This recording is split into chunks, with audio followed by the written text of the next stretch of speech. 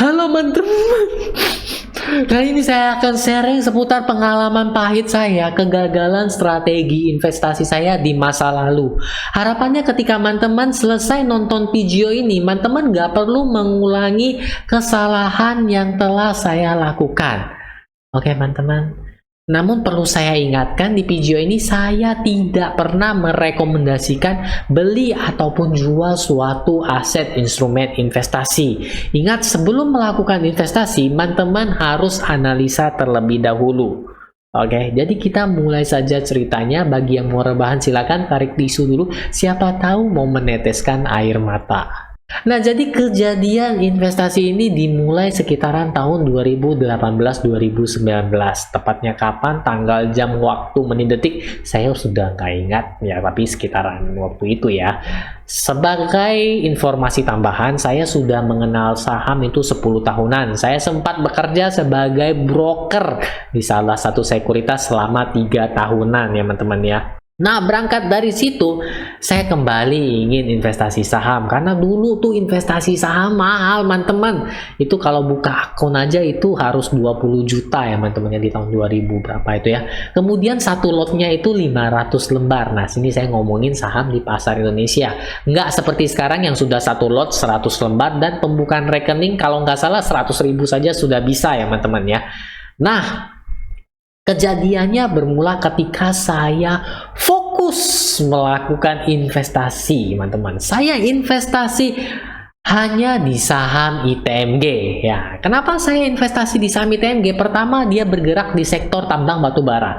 Saya melihat prospek kedepannya cerah, secerah mentari. Kemudian pembagian dividennya yang tinggi, menggiurkan kan teman-teman, kan dapat dividen yang tinggi, senang sekali. Saya sempat mencicipi dividennya 2 atau 3 kali, saya agak lupa. Dan yang terakhir, seingat saya, harga ITMG itu di 40-an ribu, dan kemudian saya buka, loh kok harganya cuma 20-an ribu, itu berarti dia sudah drop sekitar 50%-an. Melihat harga yang menurut saya murah, diskon ini, maka hati ini bergejolak, ya teman-teman. Mulailah saya investasi, saya beli itu saham ITMG, ya teman-teman ya, beli ITMG ya. Setelah beli, ya saya dapat dividennya. Saya ingat average-nya di harga 22 ribuan ya teman-teman ya. Ya, investasi-investasi tak saya lihat, kemudian saya membuka kembali market setelah beberapa tahun kemudian dan saya kaget. Harganya itu waktu itu berkisaran turun sampai 16.000 ya. 16.000 sampai 18.000. Disitulah si pahit datang, pengalaman pahitnya. Saya terpaksa menjual karena waktu itu saya takut ya teman-teman, takut kalau dia turun lebih dalam lagi. Soalnya saya cuma punya ITMG, semua dana investasi saya investasikan ke ITMG. Harapannya kan biar dividennya gede juga gitu ya, tapi saya malahan loss. Average di 22.000, terakhir saya cut loss itu di average 17.000. Rugi sekitaran 5.000 per lembarnya. Sakit tapi nggak berdarah. Nah, dari pengalaman pahit di situ, saya mulai mempelajari kesalahan-kesalahan saya. Benar kata orang, kalau nggak salah nggak belajar. Kalau duit nggak hilang, kita nggak melek. Nah, jadi setelah itu saya pelajari, apa sih yang telah saya lakukan? Kok saya bisa rugi? Kok saya bisa kayak gini? Aduh, sedih ya teman-teman ya. Nah, kemudian saya menemukan beberapa hal ya teman-teman ya. Pertama, saya terlalu overconfidence melakukan investasi pada satu saham saja, yaitu ITMG. Ya teman-teman ya, karena setelah saya pelajari rupanya teman-teman, alangkah baiknya kita dapat melakukan diversifikasi pada aset investasi yang kita lakukan. Nah, di sini yang akan saya tekankan di video ini, teman-teman.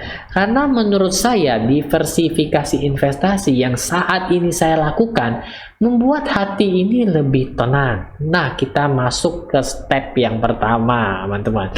Jadi, diversifikasi itu kalau saya lihat ada beberapa jenis. Bukan laki, bukan perempuan, bukan, itu jenis kelamin ya teman-teman ya. Jadi ada beberapa jenis. Pertama itu diversifikasi pada sektor.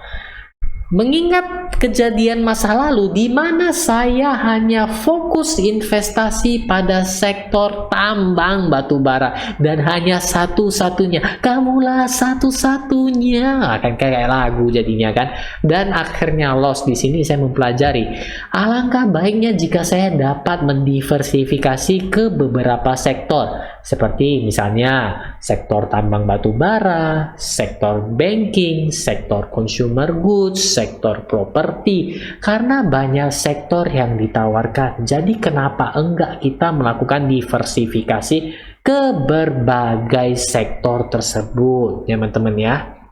Harapannya ketika sektor contohnya seperti kejadian pada saya, yaitu sektor pertambangan lagi turun, sektor lainnya harusnya ada yang naik, karena harusnya ya teman-teman ya, sepengalaman saya ya memang pernah ya seanjlok-anjloknya itu di berbagai sektor tetap ada 1-2 sektor yang menopang IHSG supaya nggak jatuh sampai turun sangat dalam, kecuali market crash ya teman-teman ya.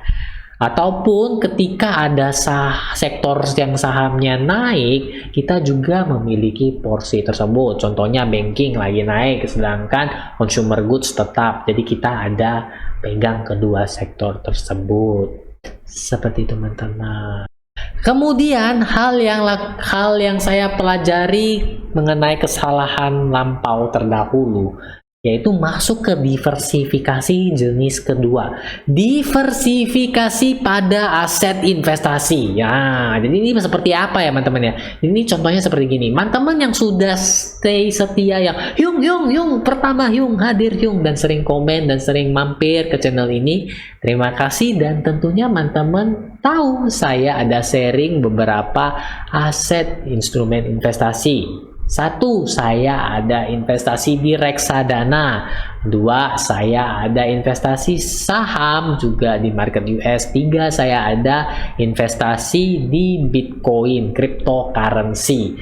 Nah, ini adalah diversifikasi pembagian aset investasi ya teman-teman ya.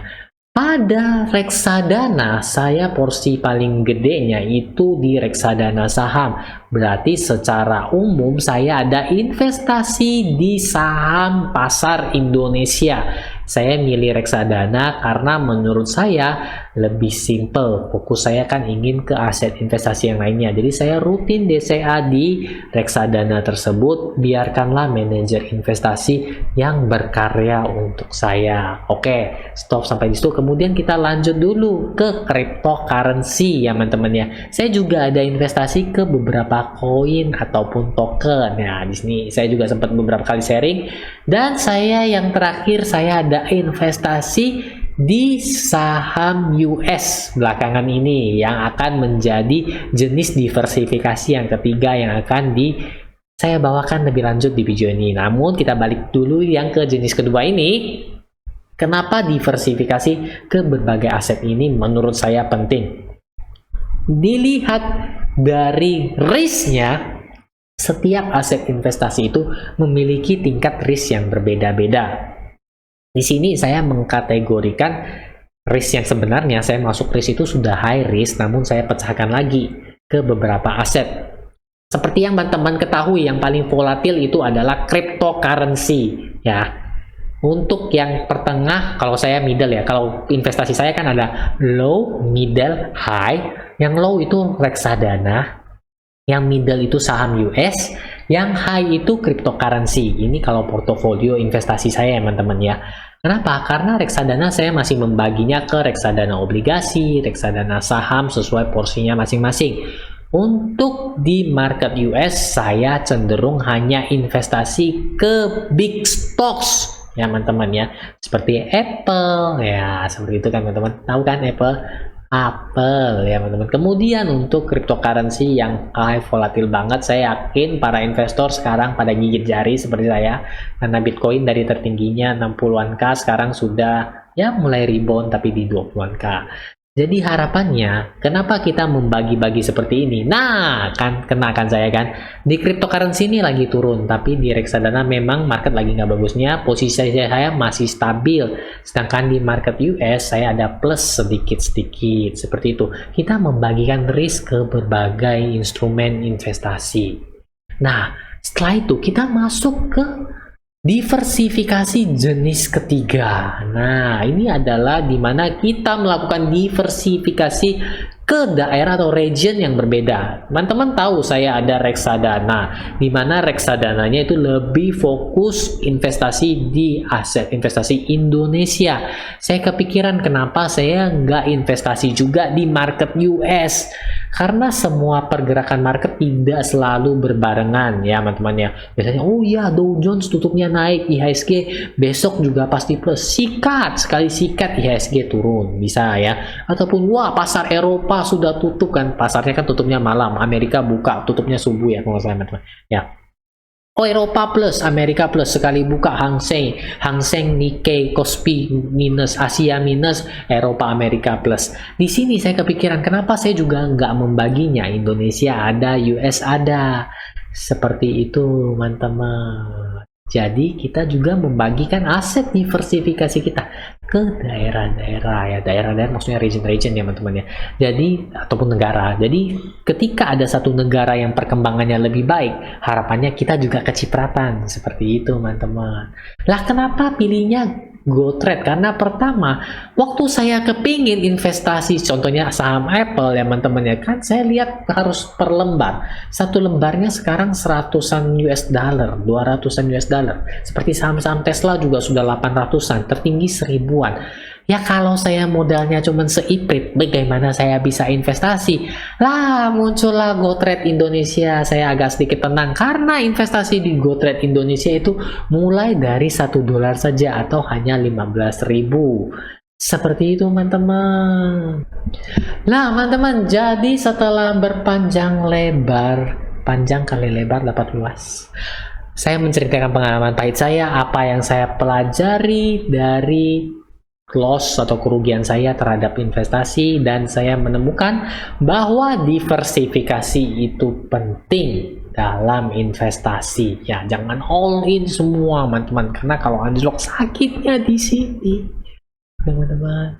Nah, jadi bagi teman-teman yang sudah ingin mulai diversifikasi dan mungkin juga tertarik untuk investasi di market US, seperti yang saya lakukan, teman-teman bisa install aplikasi GoTrade Indonesianya di Play Store ataupun App Store, dan jangan lupa masukin invite token saya teman-teman, di mana nih 694989 agar dapat bonus $2. Nah, bagi teman-teman yang punya cerita, pertanyaan ataupun request, silahkan drop saja komen di bawah ya teman-teman ya. Oke, jadi saya rasa sekian dulu curhat saya, pengalaman saya. Nantikan video-video saya berikutnya. Akhir kata, ciao.